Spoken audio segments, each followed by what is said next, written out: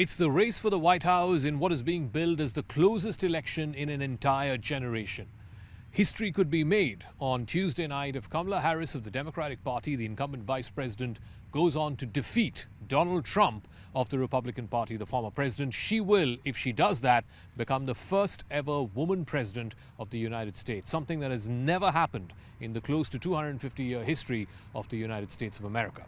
While history is there on the one side, on the other side, there is momentum. Donald Trump seems to be the candidate who has momentum behind him. He has tailwind behind him.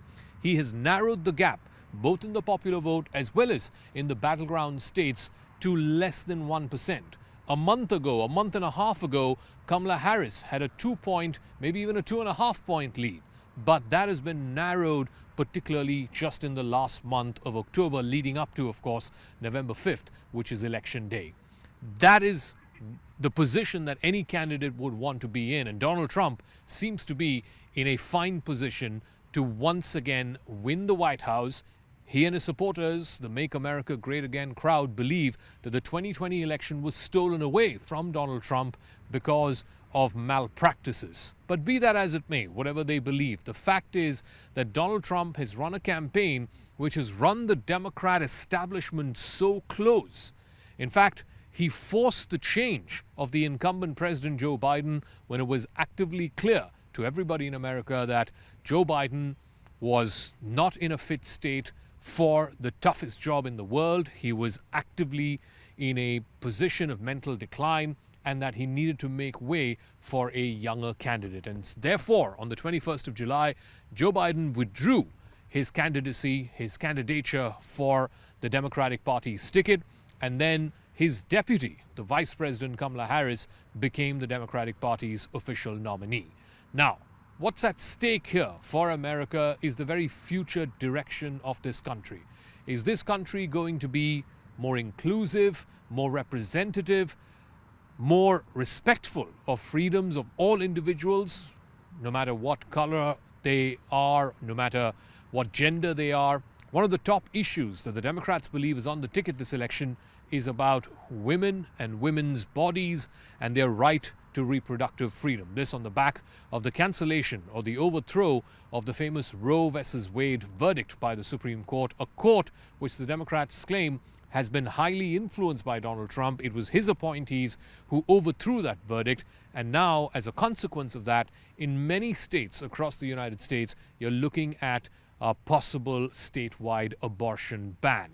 This, the Democrats say, is the number one issue. On the other hand, the Republicans say this is not so much the biggest issue. And in any case, Trump has said he will not put in place a federal abortion ban. According to the Republicans, the two biggest issues are, number one, the economy. Ordinary Americans are not feeling good. They're not feeling like the economy is working for them, that the last 4 years have made their economic condition, their economic status better than it was 4 years ago. People remember the checks that Trump gave away during the COVID pandemic, and they believe that as a businessman, he might be in a better position to fix the economic troubles at home.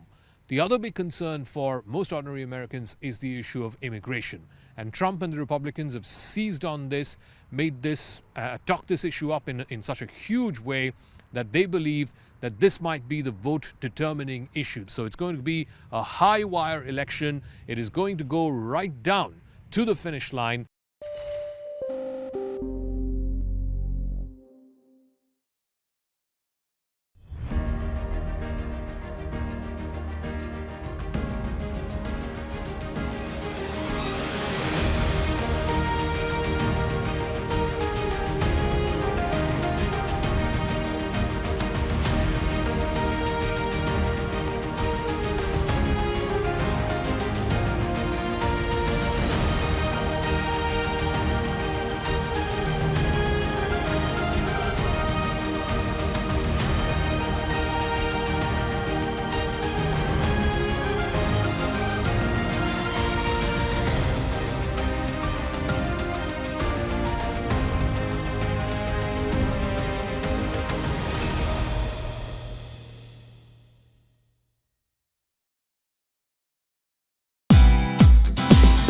Hey, thank you for watching this on CNBC-TV18. Hope you liked it.